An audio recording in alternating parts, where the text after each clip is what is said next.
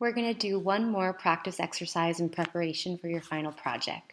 You've each studied and copied an artist's work, taking on their unique approach to their subject matter. Even though each artist was different, they were really all the same in their approach to painting something realistically. Regardless of the style, when you're painting something, you're looking for shifts in color or tone. And we examine something and we look more closely, they're just little blobs of color. One color meeting another color, meeting another color, meeting another color will give you a realistic form. And the more closely that you're looking for those individual shapes, the more it will look like what it is that you're trying to paint. So here I just have a flower, and if I were painting this, I'd be looking at what color is this, putting that color down. What color is this, putting that color down, really investigating and looking at each subtle shift in color. And if I look at it in black and white, I can see that I have a value scale. I have lighter colors that serve as the lighter values, and I have darker colors that serve as the darker values. Which leads me to the question, what if I want to paint something using expressive colors? Meaning that you're not using colors that are seen in reality. So if the sky is orange, or maybe the hills are purple and yellow, or leaves are blue, using expressive colors just means colors that aren't realistic. And the way that I would do that is I have to go back to looking at my grayscale.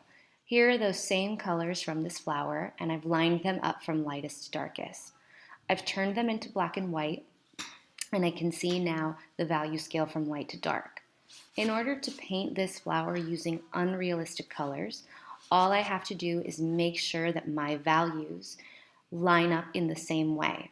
So this color has the same value as this color, as you can see here, so on and so forth. When you're deciding to paint something using expressive colors, just assign one color to each value.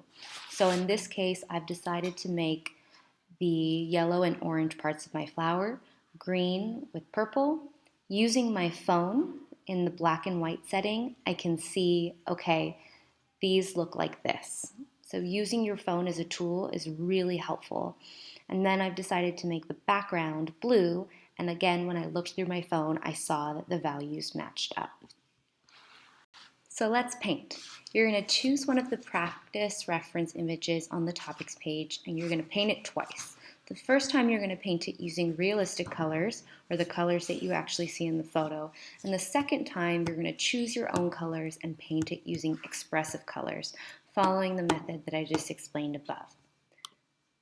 When you get your paper, you'll go ahead and divide it in half, and then one will be realistic, the other will be expressive, and please don't forget to write your name. Before we start painting, let's go over how to start with a drawing.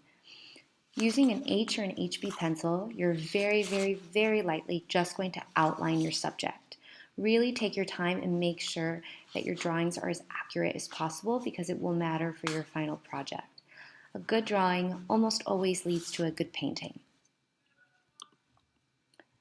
When you're applying color, start with your lightest color. Even if you have a color that is darker, you're going to have to layer it on top.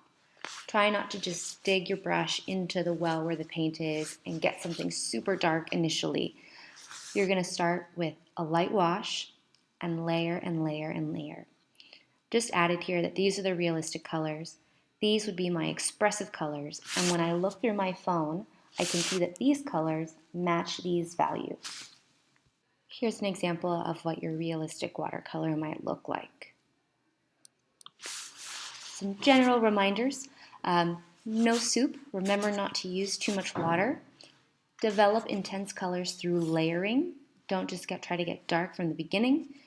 Let your layers dry. And in the case that you use too much water, use your paper towel as your eraser. Take your time and thoughtfully experiment. And don't forget about the background. So if you have a flower, or if you're painting mountains, if you're painting rocks, take a look at what's happening in the background, and even just a simple wash on the outside of your subject really makes a difference.